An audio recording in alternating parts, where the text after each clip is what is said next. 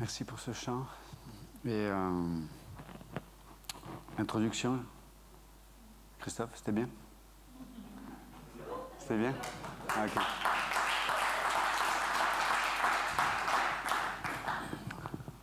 Ok, il a partagé quoi? Parce que je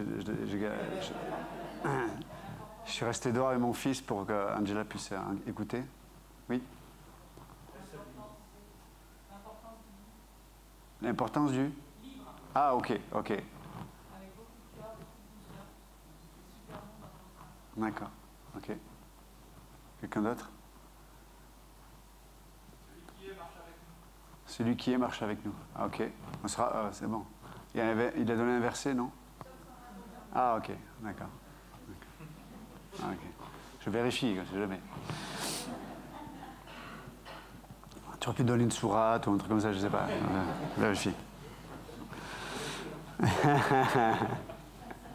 Ah, ok.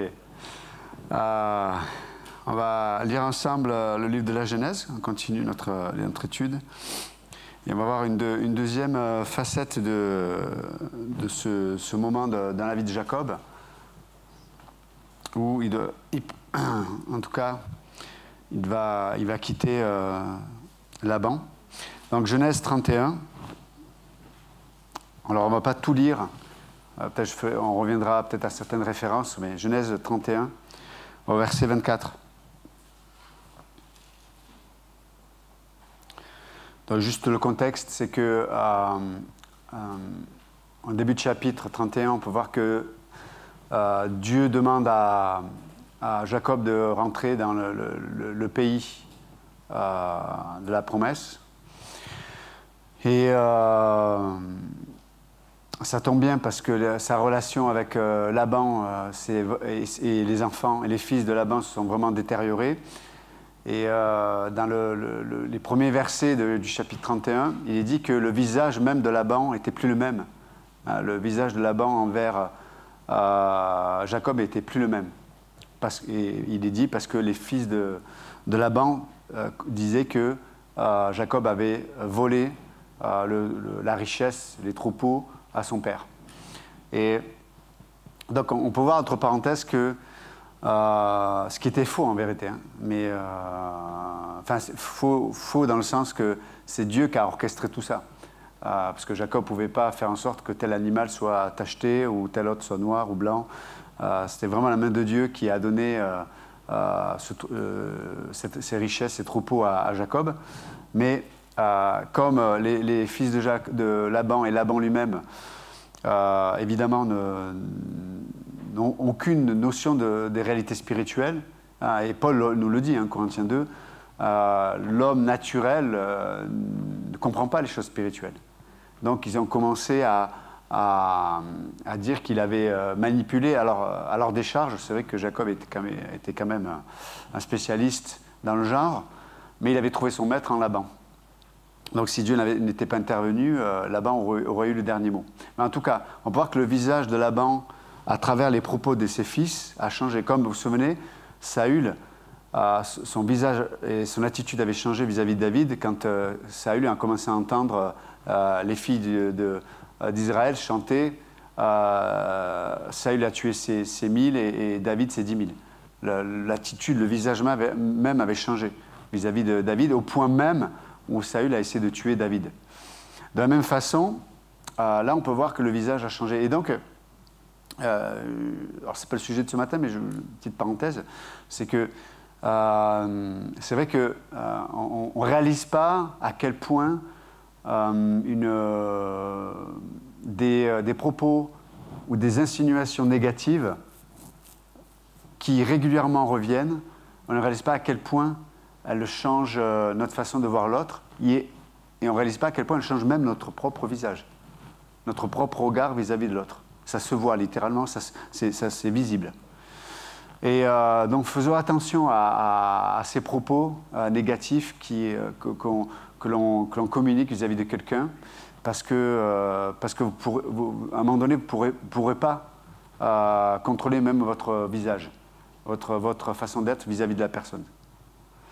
Et c'est de la même façon quand on voit, vous vous souvenez, dans Caïn et Abel, Dieu dit à Caïn, mais si le péché est derrière la porte, il veut rentrer, mais toi, domine sur lui.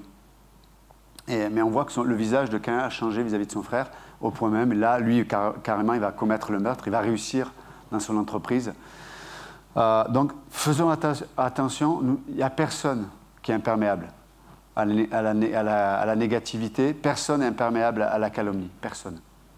Personne n'est imperméable à la négativité.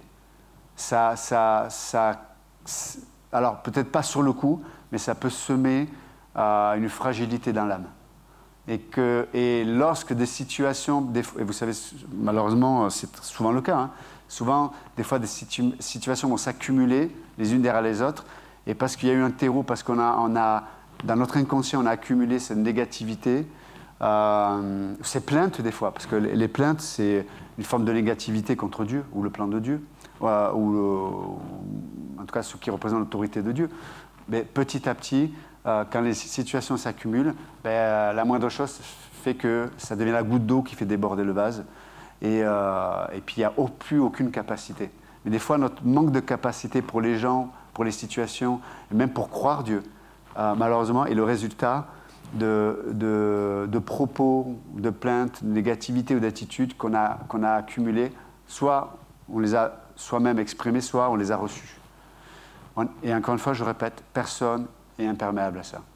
C'est un impact, d'une façon ou d'une autre, ça va avoir un impact sur notre âme.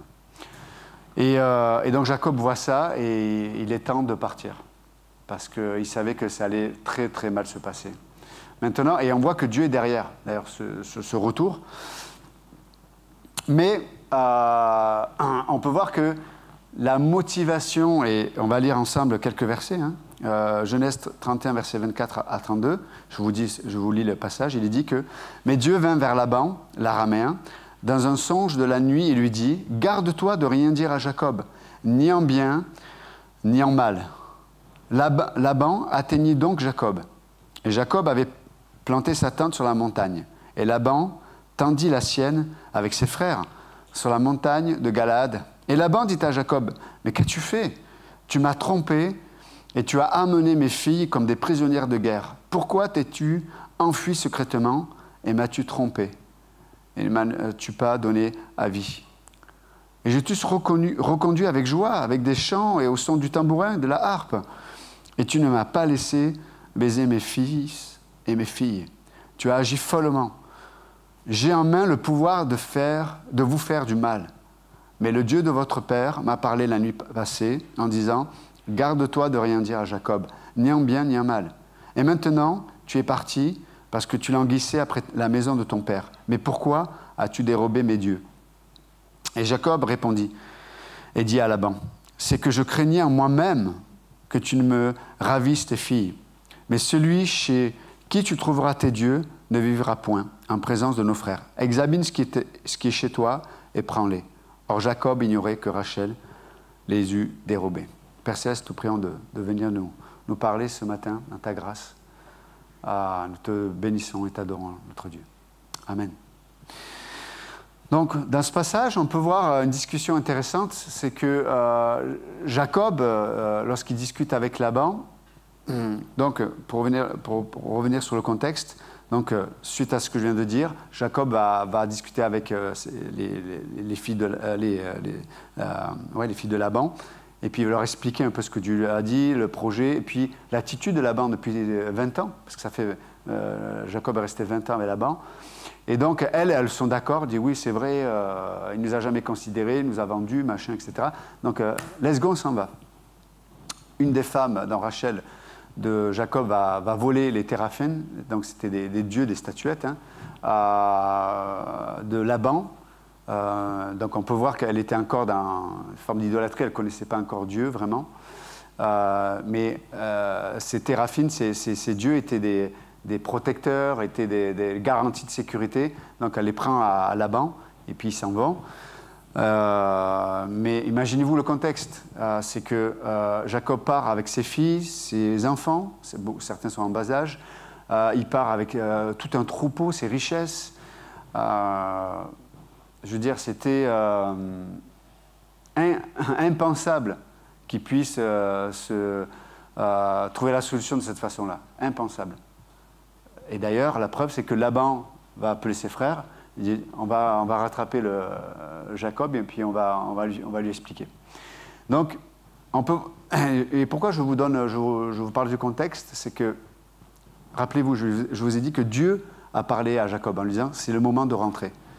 Le problème, c'est que, et Jacob était d'accord, et puis l'attitude de Laban avait changé. Donc on peut voir que Jacob était dans la volonté de Dieu, mais ce qui va le motiver à prendre une décision et la façon dont il va rentrer dans, quelque part, la volonté de Dieu n'est pas ancrée sur le bon terreau. Ce que je veux dire par là, c'est que, et d'ailleurs il le dit lui-même à Laban, il dit, c'est parce que j'ai craint que tu me prennes tes filles. Et on peut voir qu'il était dans la volonté de Dieu, mais sa motivation et sa sagesse et ses prises de décision ont été basées sur la crainte.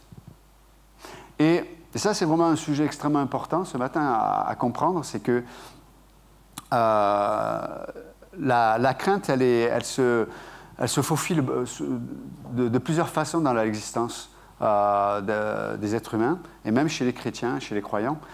La crainte est le résultat premier, quand on lit Genèse 3, est le premier résultat de la réalité de la perte d'autorité de l'être humain.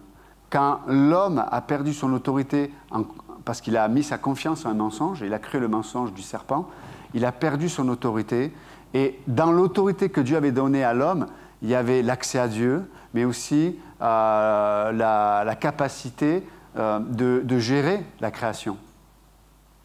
Et il n'avait pas à se soucier, quelque part, de sa propre identité. Lui, il devait juste profiter de la relation qu'il avait avec Dieu et de gérer sa responsabilité concernant la création. Sauf que quand l'homme a cru donc ce mensonge, il a perdu son autorité. Et en perdant son autorité, il a perdu son identité. En perdant son identité, malheureusement, il a rencontré des sentiments qu'il ne connaissait pas. La crainte, première chose, la crainte, c'est la première expression. La honte et la culpabilité. Ce sont les trois choses qui sont l'expression d'une perte d'autorité.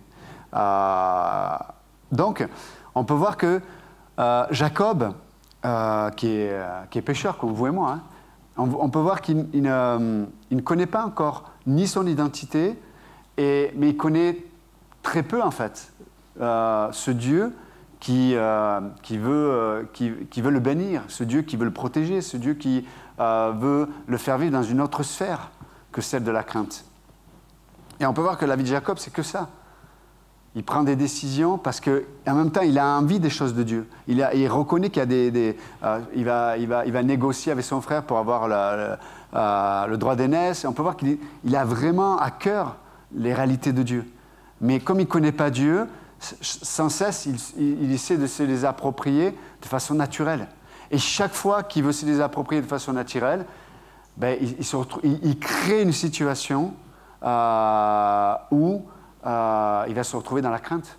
Et chaque fois que tu es dans la crainte, tu vas toujours fuir. Tu vas toujours dans la fuite. Toujours dans la fuite. Alors, encore une fois, il y a plusieurs façons d'exprimer cette fuite. Certains, ça peut être, l'Écriture le dit, on peut élever des forteresses de raisonnement, on peut avoir tout un système de pensée, de logique, mais en fait qui quelque part est juste un rempart ou est motivé par la crainte. Donc c'est une forme de fuite. Je m'enferme, je me protège, je suis hermétique, et du coup, malheureusement, ça peut même ça peut nous endurcir vis-à-vis de la parole de Dieu. Parce qu'on commence à raisonner. Ah ouais, j'entends ça de Dieu, et comme on raisonne, au lieu de mélanger la foi à ce que l'on entend, en fait, la parole de Dieu n'a aucun effet dans notre âme. Aucun effet.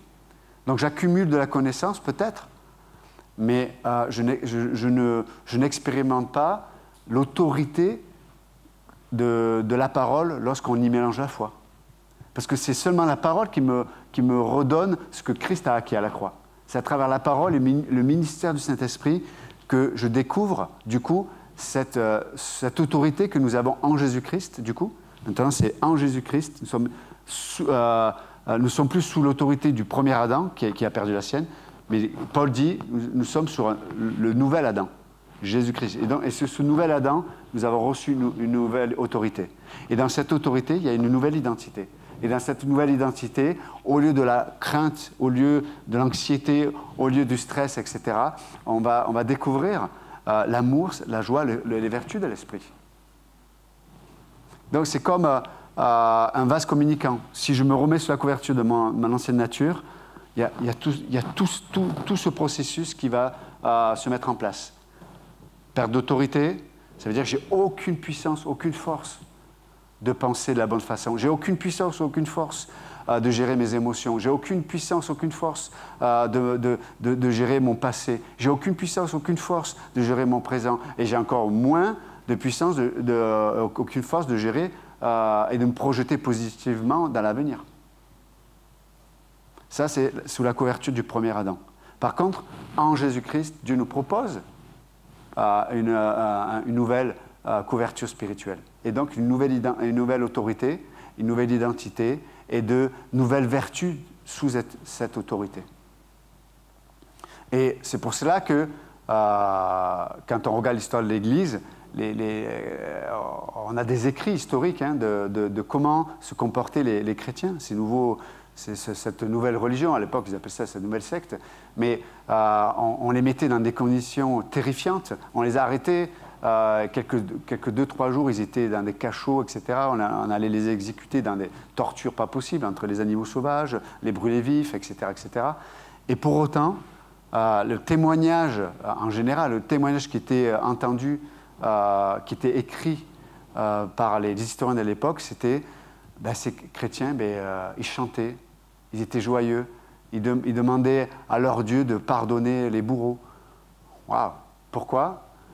Nouvelle autorité, nouvelle identité et de nouvelles vertus liées à cette nouvelle identité. Jacob est rentré dans la volonté de Dieu, c'est-à-dire il a fait en sorte de rentrer dans le pays promis. Mais la motivation était la crainte. Et ce n'est pas bon. Encore une fois, je vous le dis, si vous prenez des décisions basées sur la crainte, vous allez toujours vous retrouver dans des situations où vous serez perdant. Vous allez déjà, quand c'est la crainte qui nous motive, on pense mal. Je vous l'ai dit tout à l'heure. Jacob, c'est stupide ce que tu fais. Tu vas te trimballer avec toute ta famille, tes troupeaux, etc., en pensant fuir, sachant que Laban, il n'a pas tout ça à trimballer. Et il va te rattraper rapidement, c'est ce qui s'est passé. Donc, quand on prend des décisions basées sur la crainte, on va toujours confus, nos décisions n'auront pas réellement de sens. Souvent la panique, souvent on n'aura pas la capacité d'anticiper les choses. Donc la crainte, c'est une très mauvaise conseillère. Très mauvaise. Mais comme je viens de le dire, elle révèle que la crainte, encore une fois, on peut avoir des moments où on a peur, enfin, vous comprenez, mais lorsque ça devient l'environnement de mon cœur, l'environnement de mes pensées. C'est-à-dire que jour après jour, je suis un peu dans la crainte. Là, c'est qu'il y a un problème. Encore une fois, je peux avoir une journée ou des moments où j'ai des nouvelles, des choses comme ça, et je peux avoir la crainte, puis revenir à Dieu. Mais des fois, ça dure. Des fois, ça commence à être ma façon de vivre. Et on peut voir que Jacob était là-dedans aussi. Et pourquoi? Parce qu'il ne comprenait pas qui Dieu était, le Dieu qu'il appelle, il ne mesurait pas sa puissance, il ne mesurait pas son amour, il ne mesurait pas son autorité, il ne mesurait pas sa capacité à intervenir. Donc, il a fait un calcul basé sur, OK, voilà, Dieu veut que j'aille là, c'est le moment, etc. Mais il a fait avec ses propres capacités, mais basé sur la crainte. Vous savez, ça tombe bien de parler de ce sujet parce que s'il y a bien un moment dans nos vies où il y a une atmosphère de crainte, c'est bien aujourd'hui. C'est bien aujourd'hui. Et encore une fois, ça peut vraiment vous savez, la crainte, comme je dis, Jacob fuit, mais en fait, plus il fuit, plus il prend ses décisions motivées par la crainte, plus il va se retrouver enfermé. Vous savez, c'est comme La crainte, elle nous amène à prendre des décisions ou à penser d'une certaine façon. Et en fait, c'est comme un tuyau, vous savez, un passage qui se réduit jour après jour. Jour après jour. Et on commence à être de plus en plus étroit. De plus en plus étroit. De moins en moins avec une capacité d'espérer. De moins en moins avec une capacité de se réjouir. De moins en moins avec une capacité de pouvoir penser avec Dieu. De moins en moins avec une capacité de pouvoir recevoir ce que Dieu voudrait nous dire.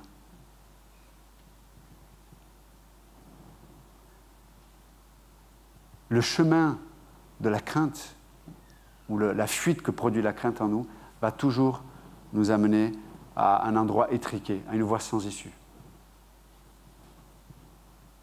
Et des fois, avec le temps, avec le recul, on se dit, mais pourquoi j'ai dit ça? Pourquoi j'ai pris telle décision? Pourquoi j'ai fait ça? La crainte. La crainte. Des fois, elle est évidente, cette crainte. Des fois, elle se cache. Elle se cache derrière des raisonnements, de logique. Mais c'est la crainte. Or, alors, remarquez, hein, la crainte n'est pas dans l'amour, mais l'amour parfait bannit la crainte. Littéralement, elle fait fuir la crainte. Parce que l'amour, vous savez, tout être humain a la foi quelque part.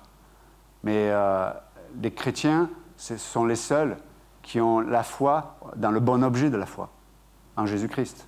Il est le seul Dieu, il est le seul Rédempteur, il est le seul chemin, il est le seul qui est capable qui est vivant et qui a vaincu la mort, le diable et la chair, il est le seul. Donc nous avons la possibilité de diriger notre foi vers le bon objet, vers la bonne personne. Et lorsque c'est le cas, mais du coup, l'amour fait fuir la crainte. Elle fait fuir la crainte. Et donc, dans ce passage, on voit très bien que nous avons à se poser cette question, qu'est-ce qui dirige, qu'est-ce qui contrôle mes prises de décision? Est-ce que vous vous posez la question? Est-ce que je me pose la question? Parce que c'est extrêmement important. Qu'est-ce qui fait que peut-être ça fait quelques jours, quelques semaines, quelques mois, quelques années que mon âme est emprisonnée? Mon âme est comme dans un lieu extrêmement étroit. Extrêmement étroit. Et qui fait que, vous savez, quand on est dans ces lieux étroits, on devient presque bipolaire. Hein. Dans le sens qu'on passe d'un état émotionnel à un autre état émotionnel, d'un état psychologique à un autre état psychologique. Mais parce que, sans s'en rendre compte, on a été amené à un endroit où c'est étroit. Et du coup, on est esclave du présent immédiat. Donc, quand le présent immédiat propose des éléments qui amènent l'espérance, je suis dans la joie. Mais quand ça, et on sait que ça ne tient pas, ces espérances du présent immédiat. On sait que ça change tellement changeant, tellement variable. C'est pour ça que je dis qu'au début, on devient un peu bipolaire. D'un coup, dans une même journée, on peut être extrêmement joyeux, extrêmement rempli d'espérance, mais parce que le présent immédiat me propose quelque chose qui produit ça dans mon âme. Et puis, l'après-midi, peut-être, des événements font que ce présent immédiat change et je suis complètement troublé, complètement en réaction, complètement désespéré. Et ça, mes amis, ça peut nous rendre fous, hein. Même des chrétiens. Hein. On peut devenir maboule, littéralement. Mais le terreau de tout ça, c'est la crainte. C'est la crainte. Il est plus que vital. C'est même pas une option. C'est même pas une option. Écoutez bien, c'est même pas une option que de revenir sur l'autorité de Dieu et de parler à notre âme. En laissant la parole de Dieu avoir autorité sur notre âme. Par exemple, dans Romains 8, je vous encourage vraiment à lire, à relire, à étudier Romains 8. C'est un chef-d'œuvre. Mais par exemple, il dit, mais si Dieu est pour nous, qui sera contre nous? Oui, mais et vous savez comment ça se passe dans notre pensée, hein? Parce qu'on a élevé des forteresses contre la connaissance de Jésus-Christ. Il y a des oui, mais. Oui, mais mon expérience, mais oui, mais la situation, mais oui, mais le coronavirus, oui, mais mon travail, mais oui, mais mon mari, mais oui, mais moi, mon expérience, mes problèmes, mais oui, mais mes maladies, mais oui, mais... Waouh! Waouh! Waouh! Avec tout ça, tu vas fuir encore et encore. Et tu vas te retrouver dans un endroit étriqué, petit, étroit, où c'est difficile de respirer. C'est difficile d'espérer, c'est difficile d'entendre ce que Dieu a à te dire. C'est difficile. Non. À un moment donné, il faut être simple. Croire ou ne pas croire. Croire ou ne pas croire Dieu. Non, pasteur, donne-moi quelque chose un peu plus technique, un peu plus... Non, c'est croire ou ne pas croire. Est-ce que tu crois ce que la parole de Dieu dit ou tu ne le crois pas? Il n'y a pas plus compliqué que ça. Il n'y a pas plus compliqué que ça. Oui, mais il y a cette situation. Et ce qui est difficile, c'est là où on peut devenir un peu... là, on passe du bipolaire au schizophrène. c'est que dans la réalité, on peut faire face à des situations qui font souffrir. C'est vrai. Mais et du coup, on est concentré, on est occupé à essayer de trouver un moyen de changer ces situations. C'est pas le projet de Dieu. Même si Dieu est capable de changer les situations, non. Ce que Dieu veut faire, c'est que tu lui fasses confiance, que tu le crois, afin qu'il te change, toi, dans la situation. Pour ça, dans Romains 12, il est dit, mais on ne peut pas connaître la volonté de Dieu, qui est parfaite, qui est bonne et agréable pour nous, on ne peut pas la connaître s'il n'y a pas un renouvellement dans nos pensées. Vous êtes avec moi ce matin? S'il n'y a pas de renouvellement dans ta pensée, tu te remets sous l'autorité de l'ancien Adam. Plus d'identité, dans la crainte, avec toutes les vertus de l'ancien Adam. Non, par la foi, je crois que Dieu dit, si Dieu est pour nous, qui sera contre nous? Tout concourt au bien de ceux qui aiment Dieu. Ce qu'il a appelé, il les a aussi justifiés. Ce qu'il a justifié, ce qu'à dire, il nous a aussi glorifiés. Ça veut dire, pour le dire autrement, on n'a rien à rajouter en vérité. On n'a rien à rajouter. On a tout à espérer, et dans l'espérance, il y a l'adoration. Dans la situation que nous vivons, mes amis, nous devrions être ceux et celles remplis d'adoration. Remplis d'adoration. Et on va être au lieu de communiquer le coronavirus, on va communiquer, on va passer le virus de l'espérance. On va passer le virus de la joie, on va passer le virus de l'amour. Pourquoi? Parce que je crois Dieu et j'arrête de croire Adam, l'ancien, qui lui, il n'y a que la crainte qui parle. Il n'y a que la crainte qui parle. Et Jacob était là-dedans. Mais j'ai pris cette décision, en fait, qui était stupide. Ça veut dire que, déjà là-bas, il n'était pas content, mais là, il prend une décision qui empire la situation de départ. Combien d'entre nous on fait ça, des fois? Ça ne va pas bien, et on prend des décisions qui, à coup sûr, ça va être pire.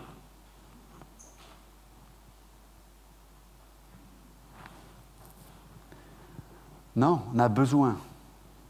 Et si moi je suis dans la crainte, prends conseil, appuie-toi sur ceux qui sont dans la foi. Appuie-toi sur ceux et celles qui sont ancrés dans cette autorité du nouvel Adam, Christ. Appuie-toi, prends des conseils, écoute.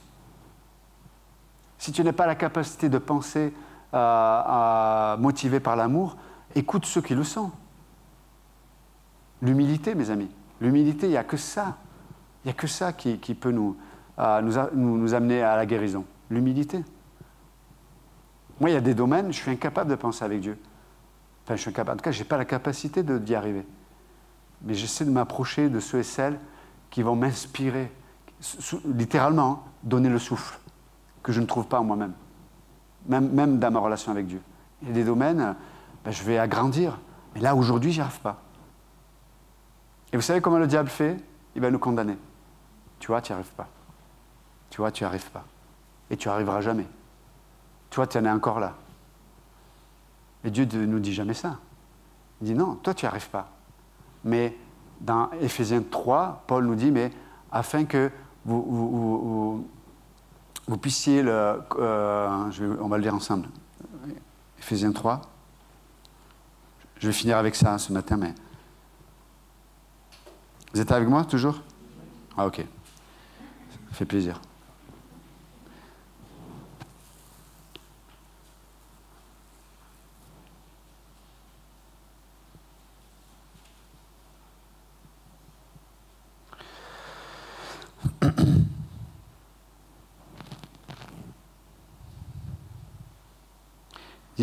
C'est par révélation, c'est Paul qui parle, c'est par révélation qui m'a fait connaître ce mystère, comme je viens de l'écrire en peu de mots, par où vous pouvez comprendre en lisant quelle est l'intelligence que j'ai du mystère du Christ, de ce que je viens de dire là. Le nouvel Adam, nouvelle autorité, nouvelle identité, etc. Il parle de ça.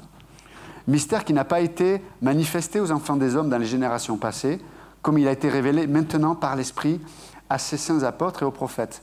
Savoir que les gentils sont co-héritiers, qu'ils font un même corps et qu'ils participent à sa promesse en Christ par l'Évangile, duquel j'ai été fait ministre par un don de la grâce de Dieu qui m'a été donné par l'efficacité de sa puissance. Donc là, on parle vraiment d'autorité.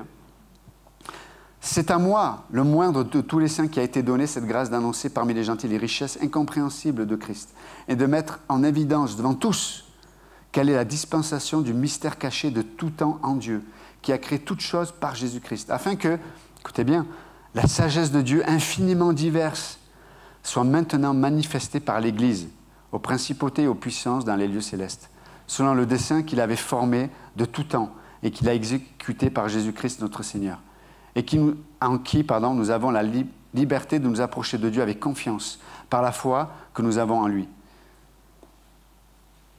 Après, il dit d'autres choses, mais vous voyez, il dit, mais c'est cette plénitude de connaissance, cette plénitude d'autorité, cette plénitude d'identité, elle a été donnée au corps de Christ. Vous comprenez ça? Donc, il y a des choses, je n'ai pas à me culpabiliser, je n'ai pas à me comparer, j'ai besoin du souffle d'un frère, d'une sœur peut-être, dans tel ou tel domaine. C'est pour ça que je disais que l'humilité est extrêmement importante. C'est pour ça qu'il est extrêmement important aussi de ne pas s'isoler. Alors encore une fois, on va être confiné, mais on peut être confiné, mais pas isolé. On peut s'appeler les uns les autres, on peut écouter les cours, les cultes, s'encourager dans la foi. Vous comprenez?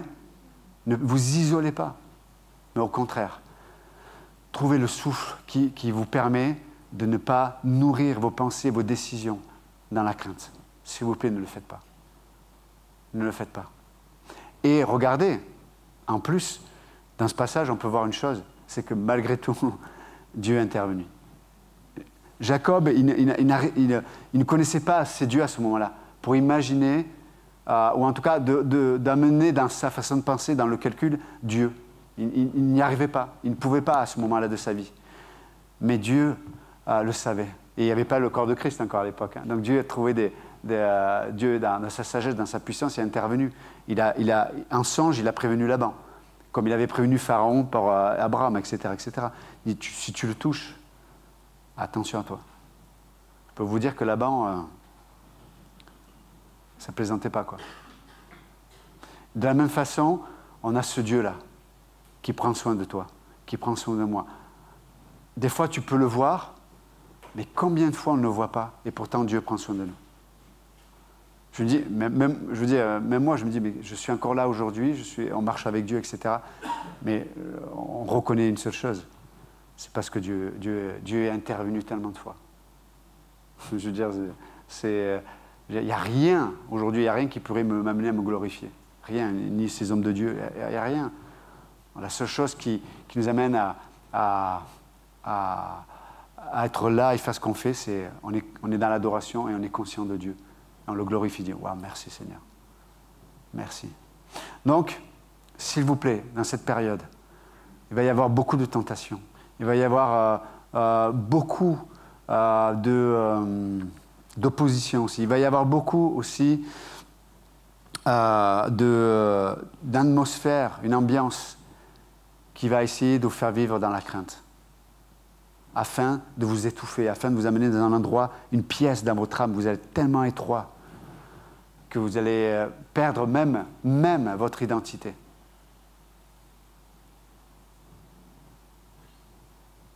Non, on veut espérer en Dieu, on veut croire Dieu, s'attacher à sa parole. Il n'y a que ça, mes amis. Quand je dis il n'y a que ça, ce n'est pas dans une pensée fataliste. Je dis, bon, les gars, on n'a plus rien, j'ai plus rien à vous proposer, bon, il y a au moins ça, allez, on ne sait jamais. Non, je vous dis, il n'y a que ça dans le sens que il n'y a que cette vérité qui est vraie. Vous êtes avec moi? Donc, ne vivons pas dans cette crainte et encourageons-nous à espérer. D'accord? C'est vraiment important. Et si vous êtes loin sur le chemin de cette fuite motivé par la crainte et que vous êtes à un endroit où vous dites, mais je suis allé trop loin. La main de Dieu n'est pas trop courte. La main de Dieu n'est pas trop courte. Le psalmiste dit, le psaume 139, même si je prenais les ailes de l'aurore et que j'aille demeurer même au-delà des océans, tu es là. Même si je faisais mon lit en enfer, vous imaginez? Parce qu'on n'a pas la capacité, mais même si je pouvais faire mon lit en enfer, tu es là. La main de Dieu est là pour toi. La main de Dieu est là pour moi, pour nous. Amen. Donc Seigneur, merci encore ce matin pour ta parole. Merci parce que pour cette nouvelle identité que nous avons en toi, cette nouvelle autorité aussi. Cette autorité où lorsqu'on nous mettons notre confiance en ta parole, tu nous fais découvrir ce que nous sommes en toi et tu nous fais découvrir ces nouvelles vertus qui se trouvent seulement dans la vie de l'Esprit. Seigneur, viens nous secours peut-être de notre incrédulité ce matin. Viens nous secours de des domaines où on ne trouve pas de ce souffle qui vient de toi. Mais Seigneur, merci pour le corps de Christ. Merci pour la vie des frères et sœurs. Merci pour la sagesse. Aide-nous à ne pas nous enfermer. Mais aide-nous dans l'humilité, à laisser ta parole nous toucher. Seigneur, je te prie pour ceux et celles peut-être qui souffrent. Peut-être parce que ça fait longtemps qu'ils sont dans ce chemin de fuite lié à la crainte. Peut-être ça fait longtemps qu'ils se blessent sur ce chemin, qu'ils sont peut-être découragés, sans espérance. Je te prie, Seigneur, dans ta grâce, d'intervenir. Merci, notre Dieu. Te bénissons et t'adorons. Amen. Amen.